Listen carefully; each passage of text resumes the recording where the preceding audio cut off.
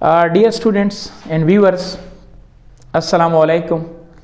आज हम दोबारा बात करेंगे यूनिट्स ऑफ कंसंट्रेशन पे, लेकिन मोलरिटी और अदर यूनिट्स पे नहीं, बल्कि दो चीज़ों पे आज हम फोकस करेंगे, बल्कि तीन, कि परसेंट कंसंट्रेशन क्या है और हमारे साथ ये पार्ट्स पर मिलियन क्या है और पार्ट्स पर बिलियन क्या है।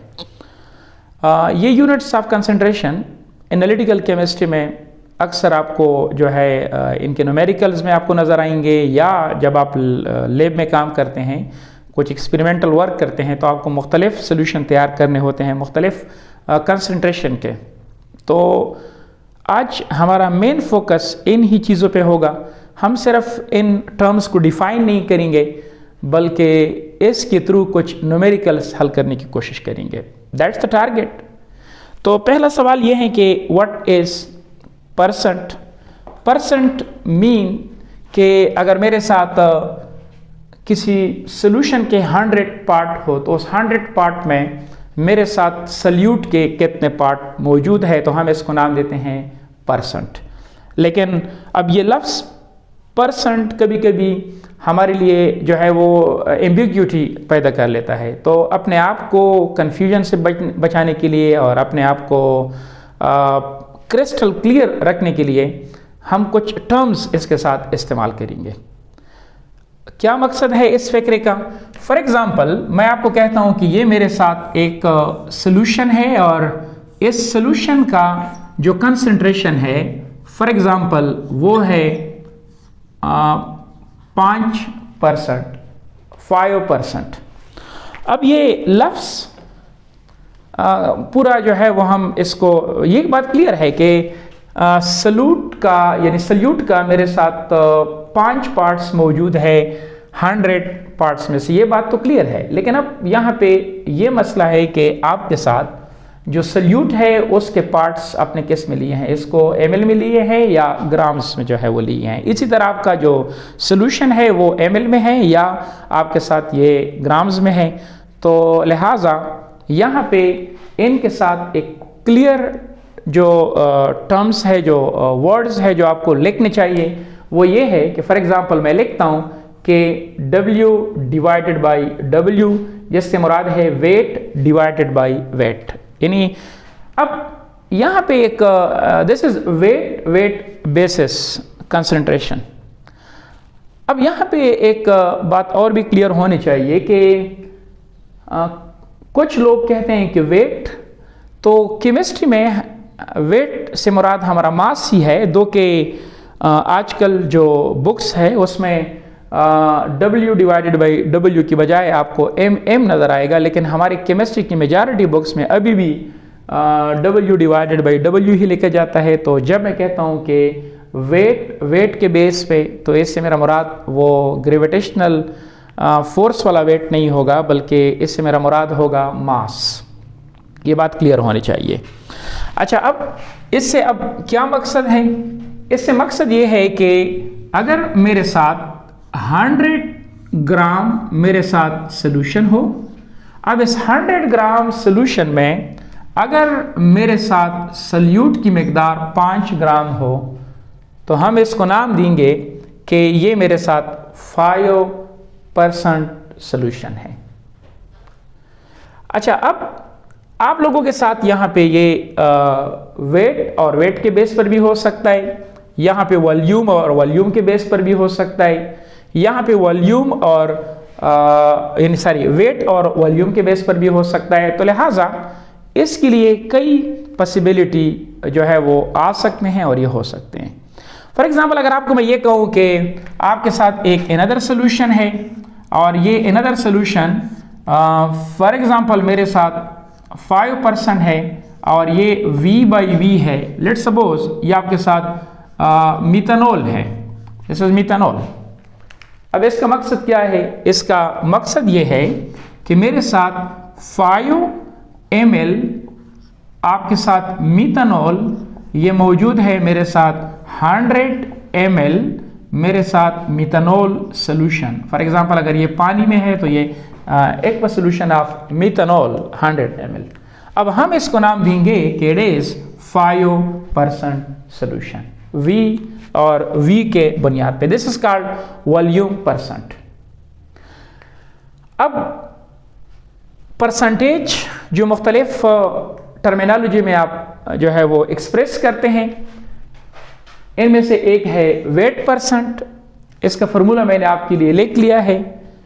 इससे मुराद है कि आपका सल्यूट ये भी ग्राम्स में है या मास में है, और यहाँ पर भी सोल्यूशन भी आपके साथ मास में है। तो इसका सादा वर्ड है इसका वेट परसेंट, और इसके लिए हम फॉर्मूला इस्तेमाल करते हैं weight of solute divided by weight of solution multiplied by 100। तो बाकी भी आप लोग वॉल्यूम के लिए मुख्तलिफ किस्म के जो मैंने यहाँ पे फार्मूलाज जो है वो लिखी हुई हैं, आप इसको देख सकते हैं। अच्छा, अब यहाँ तक तो कोई मसला हमारे साथ नहीं है। अगर आपके साथ इंतहाई कम मिकदार में सल्यूट मौजूद हो किसी सैंपल में, तो फिर इसको रिपोर्ट करने के लिए परसेंटेज की बजाय एक अनदर यूनिट जो है वो हम इस्तेमाल करते हैं। दिस इज कॉल्ड पार्ट्स पर मिलियन। अब पार्ट्स पर मिलियन जो है ये ज़रा अंडरस्टैंड कर ले, और पार्ट्स पर मिलियन और पार्ट्स पर बिलियन, इस पे मैं कुछ न्यूमेरिकल भी करूँगा, पर्टिकुलरली एनालिटिकल केमिस्ट्री के हवाले से। तो लेट्स ट्राई टू अंडरस्टैंड। यहाँ पे अगर हम देख लें तो फॉर एग्जाम्पल मैं कहता हूँ कि मेरे साथ ये एक सोल्यूशन है, और ये सोल्यूशन मेरे साथ लेट्स सपोज इसका कंसंट्रेशन ppm में, फॉर एग्जांपल मैं कहता हूं कि इसका ppm कंसंट्रेशन वो है आपके साथ, for example let's suppose it is 1 ppm। For example ये आपके साथ है सोडियम आयंस।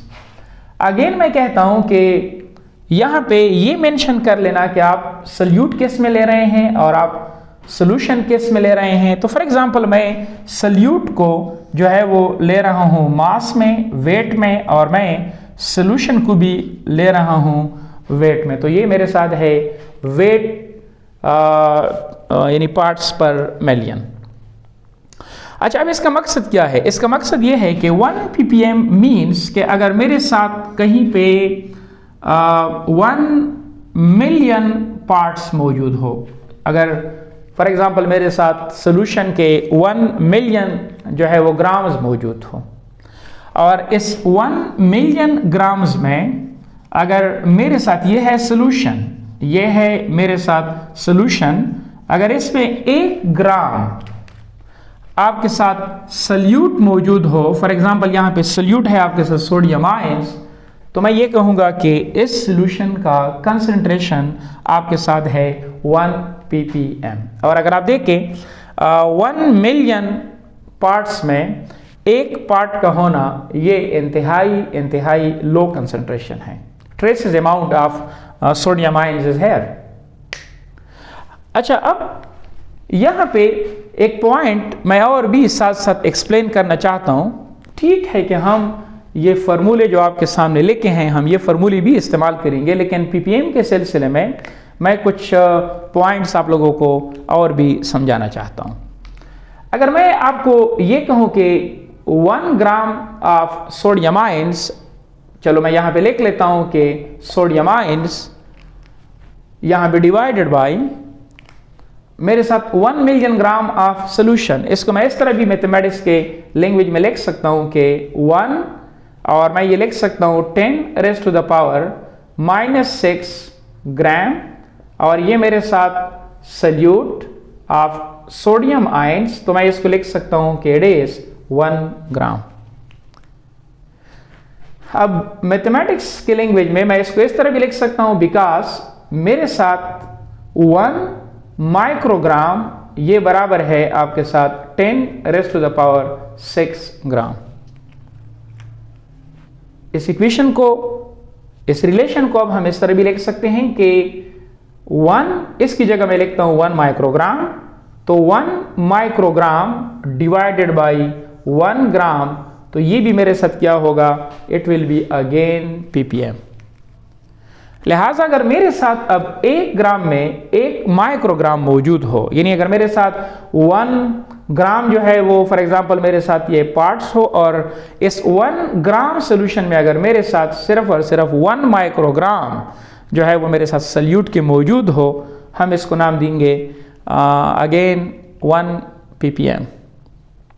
अच्छा, अब यहाँ पे एक पॉइंट को हम और भी एक्सप्लेन कर लेते हैं कि मेरे साथ इस इक्वेशन को इस तरह भी मैं लिख सकता हूं। अगेन मैं ये लिख सकता हूं कि 1 माइक्रोग्राम, अगेन मैं लिखता हूं 10⁻³ और मैं लिख लेता हूं 10⁻³ अगर आप देखिए ये जो 10⁻⁻6 है, ये मैं लिख सकता हूं 10⁻³ मल्टीप्लाइड बाई 10⁻³ तो यह आ जाएगा मेरे साथ 1 10⁻³ और आप लोगों के साथ अगेन अगर आप देख ले तो मैं यहाँ पे ग्राम और यहाँ पे ये ग्राम, या फॉर एग्जांपल इसको मैंने जस्ट लिख लिया कि it is equal to gram. Okay, no problem. अब ये डिवाइडेड बाई आपके साथ 1 ग्राम। अब यहाँ पे अगर आप देख ले तो इसको आप डिनोमिनेटर में ले आए, तो जब आप इसको डिनोमिनेटर में ले आए तो ये बनेगा 1 डिवाइडेड बाई 1000 और ये आपके साथ ग्राम मल्टीप्लाइड बाई 1 10⁻³ ग्राम। अब मैं इसको इस तरह भी लिख सकता हूं कि ये है मेरे साथ मिलीग्राम, तो मेरे साथ 1 milligram divided by 1 kg it is also equal to 1 ppm। आज से मैं ppm के लिए फॉर्मूला इस्तेमाल करूंगा माइक्रोग्राम डिवाइडेड बाई ग्राम, या मैं फॉर्मूला इस्तेमाल करूंगा मिलीग्राम डिवाइडेड बाई पर केजी। तो ये 2 फार्मूले जो है मैं इस्तेमाल करूंगा। अब इसके थ्रू मैं एक न्यूमेरिकल को हल करना चाहता हूं, तो अब आप इस न्यूमेरिकल को फोकस कर लें। अच्छा, अब ppm मालूम करने के लिए एक फार्मूला भी आप इस्तेमाल कर सकते हैं। पर्सनली ये फार्मूला ठीक है, आप इस्तेमाल कर ले, इट्स गुड, लेकिन कोशिश कर ले कि आप कंसेप्चुअल अंदाज में इनके न्यूमेरिकल्स को जो है हल करने की कोशिश कर ले। इससे आपके आइडियाज़ जो है वो स्ट्रांग होते चले जाएंगे। तो Cppm कंसंट्रेशन इन ppm, तो मास of solute divided by mass of solution multiplied by 10⁻⁶ ppm। अगर आपके साथ इंतहाई डाइल्यूट सॉल्यूशन हो और ऑटोमेटिकली आपके साथ पार्ट्स पर मिलियन में ट्रेसेस यूजुअली हम जो है वो रिपोर्ट करते हैं, तो मैं यहाँ पे फिर अगर इसको मैं वॉल्यूम के साथ रिलेट करना चाहूँ तो मैं इसको इस तरह भी लिख सकता हूँ, बिकॉज फॉर इंतहाई डाइल्यूट इक्वस सोल्यूशन तो डेंसिटी ऑलमोस्ट बराबर होती है आपके साथ 1 ग्राम पर ml। तो ppm को फिर आप इस फॉर्मूले से भी मालूम कर सकते हैं, mass of solute multiplied by, not multiplied by, mass यहाँ पे मैं ग्राम की बजाय मिलीग्राम में रिप्रेजेंट करता हूँ, divided by volume of solution in litre. अच्छा, अब यहाँ पे आप 2-3 पॉइंट्स को और भी नोट कर ले, लेकिन इससे पहले मैं एक और पॉइंट्स को आई वुड लाइक कि मैं एक्सप्लेन कर लूँ। ये है आप लोगों के साथ पार्ट्स और ये आप लोगों के साथ पर बिलियन। बिलियन मीन्स के अगर आपके साथ बिलियन पार्ट्स में सॉल्यूट का अगर आपके साथ 1 पार्ट मौजूद हो तो हम इसको नाम देंगे 1 पार्ट्स पर बिलियन। अगर 2 हो तो फिर 2 पार्ट्स पर बिलियन। अब फॉर एग्जांपल मेरे साथ ये है 1 पार्ट्स पर बिलियन सॉल्यूशन, तो इसका मकसद ये है कि मेरे साथ 1 ग्राम सॉल्यूट ये मेरे साथ मौजूद है, मेरे साथ 10⁻⁹ ग्राम solution. For example, this may be sodium ions, this may be lithium ions, it's up to you कि किस चीज को आप प्रेजेंट करना चाहते हैं। अच्छा, अब मैं इसको इस तरह भी लिख सकता हूं कि 1 10⁻⁹ इसको ऊपर ले जाएं तो gram of solute divided bye आपके साथ 1 ग्राम सोल्यूशन। तो 1 10⁻, this it is called nanogram. तो 1 नैनोग्राम डिवाइडेड बाई 1 ग्राम, ये आपके साथ सल्यूट और ये आपके साथ सोल्यूशन। तो 1 ग्राम सोल्यूशन में अगर आपके साथ 1 नैनोग्राम सल्यूट मौजूद हो तो हम इसको नाम देंगे पार्ट्स पर बिलियन। अब यहाँ पे अगर आप इसको एक और तरीके से लिखना चाहें तो आप इसको इस तरह से भी लिख सकते हैं, एंड यू कैन राइट कि 110 raise to the power -6, 110 raise to the power -3 gram और ये आपके साथ solute divided by 1 gram solution. तो यह आ जाएगा 1 divided by 10 raise to the power 3 gram. इसको आप नीचे ले आए, ये बनेगा आपके साथ सोल्यूशन और multiplied by 10 raise to the power 6 gram आपके साथ सल्यूट। ये भी आप लिख सकते हैं। तो चूंकि ये बराबर है 1 माइक्रोग्राम के, तो मैं लिख सकता हूँ 1 माइक्रोग्राम डिवाइडेड बाई, ये है आपके साथ अगर आप देख ले 1 kg, तो मैं इसको लिख सकता हूँ 1 kg आपके साथ सोल्यूशन। तो हम इसको भी नाम देते हैं पार्ट्स पर बिलियन। तो लिहाजा आज से एक बात क्लियर है कि नैनोग्राम डिवाइडेड बाई पर ग्राम आप सोल्यूशन, ये भी आपके साथ ppm है और आपके साथ ये भी। अब parts not ppm, sorry, parts per billion. अच्छा, पार्ट्स पर बिलियन के लिए आपके साथ एक फार्मूला भी है, mass of solution divided by mass of solute divided by mass of solution multiplied by 10 raise to the power 9 parts per billion. अच्छा, IUPAC वाले जो आप मास और मास का जो है वो रिलेशनशिप लिख लेते हैं, ये तो हम इसको नाम देते हैं मास कंसंट्रेशन। और जब आप इसको वॉल्यूम में V डिवाइडेड बाई V कर ले तो हम इसको नाम देते हैं वॉल्यूम कंसंट्रेशन। तो यहाँ पे मेरे साथ ये भी बेसिकली पार्ट्स पर बिलियन है लेकिन मास कंसंट्रेशन है। ओके, अच्छा, अब हम एक न्यूमेरिकल की तरफ आते हैं और न्यूमेरिकल को आप अंडरस्टैंड कर ले। और मैं ये जो फार्मूलास मैंने लिखे हैं ये भी मैं इस्तेमाल करूँगा और एट द सेम टाइम जो आपको ये फार्मूले समझा दिए हैं ये भी इस्तेमाल करने की कोशिश करूँगा ताकि आप हर किस्म के न्यूमेरिकल्स को जो है वो टेक्निकली टैकल कर सकें। ओके, तो मेरे साथ एक न्यूमेरिकल है और इस न्यूमेरिकल को काइंडली आप लोग फोकस कर लें।